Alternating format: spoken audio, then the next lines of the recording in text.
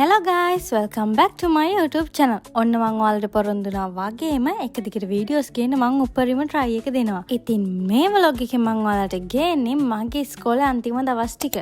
ඉතින් මේ ඉන්නේ මම මගේ podcast course එකක් තිබ්බා. ඒකේ අන්තිම දවස් තමයි ඔයාලට පේන්නේ. ඒ සර් අහනවා මම මොනවද කරන්න ඕන බයි කියන්නද මොකද්ද කියලා. ඉතින් ඒ course එක තිබ්බේ උදේ පැය දෙකක් වගේ චූටි කාලයක් තිබ්බේ. ඉතින් මම මේ course එකත් ඉවර වෙලා එන ගමන් උදේට කන්න මොනවා හරි බලන්න ගියා. එතන මෙන්න මේ ඩෝනට්ස් තිබ්බ. මම ගොඩ කාලෙකින් ඩෝනට්ස් කාලා තිබ්බෙත් නැහැ. ඉතින් මම ඩෝනට් ටිකක් ගත්තා. තව දෙයක් මම මේ vlog එකේ පෙන්නන වීඩියෝස් ටික වෙරණ vlog එකට කලින් ගත්ත ටිකක්. ඉතින් කාලේ ඉවරෙද්දී මට මතක් වුණා හුටා අද නේද මගේ මීටින් එක තිබ්බේ කියලා. ඉතින් මම මැක්ඩොනල්ඩ්ට ගිහිල්ලා ඒ මීටින් එකට ඉඳලා ආයේ දවස් දෙකකින් විතර අපිට මේ පාටි එක තිබ්බා අපේ ඉස්කෝලේ අන්තිම අවුරුද්දේ ළමයින්ට. ඉතින් ඒකේ වීඩියෝස් ටික තමයි මේ. ඊට පස්සේ හිමීට අපේ ඉස්කෝලේ අන්තිම දවසත් ආවා. මට හිතා ගන්න බෑ මෙච්චර ඉක්මනට අවුරුදු 5ක් ගියේ කොහොමද කියලා. ඉතින් මේ ඉන්නේ අපේ ලැබ් එකේ ප්‍රොෆ්. එයා එක්ක අපේ ක්ලාස් එකේ ළමයි ගොඩාක් එකතුයි. ඒ වගේ මිස් මාරම හොඳයි. ඉතින් අපි අන්තිම දවසේ පොඩි පාටි එකක් දාලා සර්ටත් පොඩි gift එකක් දුන්නා. ඉතින් අන්තිම දවසින් පස්සේ අපේ එක්සෑම් එකට කලින් පොඩි ටයිම් පීරියඩ් එකක් දෙනවා. එදාට අපිට ඉස්කෝලෙත් නැහැ.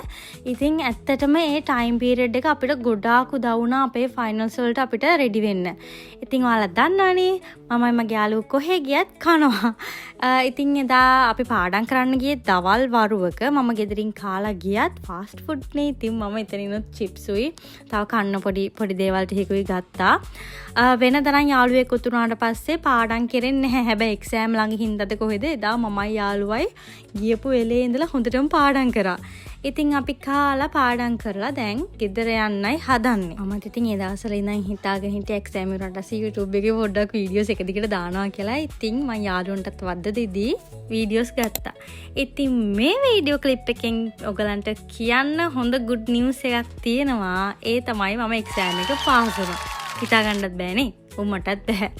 ඉතින් මම දැනගෙන හිටියා අපි එළියට යනවා කන්න එහෙම කියලා. හැබැයි මම දැනන් හිටියේ නැහැ මට ෆ්ලවර්ස් ගේනවා කියලා. මොකද මාව දන්න අය දන්නවා මම ෆ්ලවර්ස් වලට කොච්චර කැමතිද කියලා.